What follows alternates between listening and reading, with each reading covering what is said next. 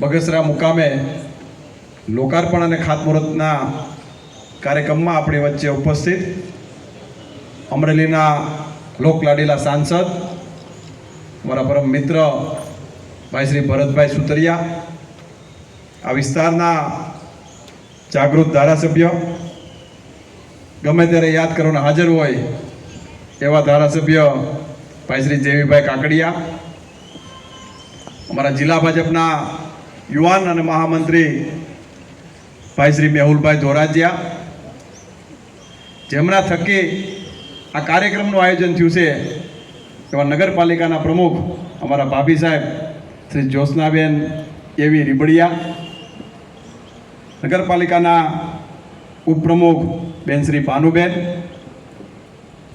અવધ ટાઈમ્સમાંથી ઉપસ્થિત સોહણભાઈ ભરત, શહેર ભાજપના પ્રમુખ ભાઈ શ્રી ધીરુભાઈ, રાજુલાના આગેવાન અને જિલ્લા ભાજપના પૂર્વ મહામંત્રી ભાઈ શ્રી રવુભાઈ કુમાર, જિલ્લા પંચાયતના સભ્યના પ્રતિનિધિ ભાઈ શ્રી ધીરુભાઈ, જિલ્લા યુવા મોરચાના પૂર્વ પ્રમુખ, જિલ્લા ભાજપના પૂર્વ પ્રમુખ, નગરપાલિકાના પૂર્વ ઉપપ્રમુખ અમારા મિત્ર ભાઈ શ્રી રાજુભાઈ ગીડા, એવા જ નગરપાલિકાના પૂર્વ પ્રમુખ વડીલ શ્રી રશ્મિનભાઈ, તાલુકા ભાજપના પ્રમુખ ભાઈ શ્રી પ્રદીપભાઈ, ભાઈ શ્રી અનિલભાઈ, કોઈને યાદ કરું કે ન કરું, કાકુભાઈને મારે યાદ કરવા પડે,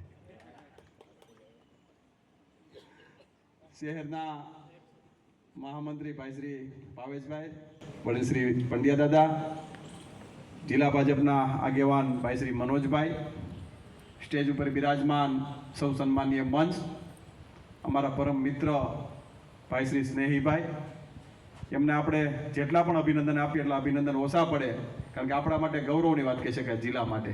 એવા ભાઈ શ્રી સ્નેહીભાઈને ફરી દિલથી અભિનંદન આપું છું. આપણા રાજ્યના મુખ્યમંત્રી ભૂપેન્દ્રભાઈ પટેલની સરકારના પણ 3 વર્ષ આજ પૂર્ણ થયા છે. એવી જ રીતે નગરપાલિકાના પ્રમુખ બેન શ્રી જ્યોત્સનાબેનનું નગરપાલિકાના પ્રમુખ તરીકે 1 વર્ષ પૂર્ણ થયું છે. એના ઉજવણીનો કાર્યક્રમ કયો કે એમને વધાવવાનો કાર્યક્રમ કયો, એ બધું આપણે આમાં લાગુ પડી શકે. જેવીભાઈ, તમને પણ વિશેષ અભિનંદન આપવા પડે કે આ વિસ્તારના ધારાસભ્ય તરીકે નગરપાલિકા સાથે સુમેળભેરું વાતાવરણ કરી વિકાસના કામને વેગવંતુ બનાવવા માટે ભાઈ શ્રી એવી સાહેબને પણ વિશેષ અભિનંદન એટલા માટે આપવા પડે કે કામ તો અમારા જ્યોત્સનાબેન કરે. ખાસ કરીને 1 વર્ષની અંદર બગસરા નગરપાલિકાના 21 કરોડના કામ થાય અને નગરપાલિકા એમનો હિસાબ આપે એવી પ્રથમ ઘટના બગસરા નગરપાલિકાની બનતી છે. રાજ્યના મુખ્યમંત્રી હોય, દેશના યશસ્વી વડાપ્રધાન આદરણીય નરેન્દ્રભાઈ મોદી સાહેબને હમણાં આપણે યાદ કર્યા કે 2002માં આ ટાંકીનું લોકાર્પણ કરવા આવ્યા હતા. જે રીતે રાજ્ય અને કેન્દ્રની સરકાર દ્વારા દરેક શહેરની અંદર હોય કે ગ્રામ્ય વિસ્તારની વાત હોય, વિકાસ કેમ વેગવંતો બને અને લોકોની સુખાકારીમાં સરકાર કઈ રીતે સહભાગી બની શકે એ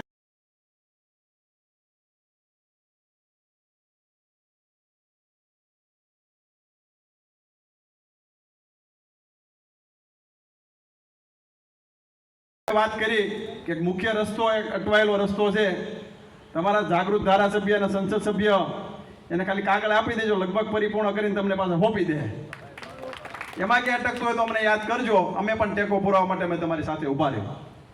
મારે સવિશેષ આગામી 20 તારીખે આ રાજ્યના મુખ્યમંત્રી ભૂપેન્દ્રભાઈ પટેલ સાહેબ અમરેલી જિલ્લામાં પધારી રહ્યા છે.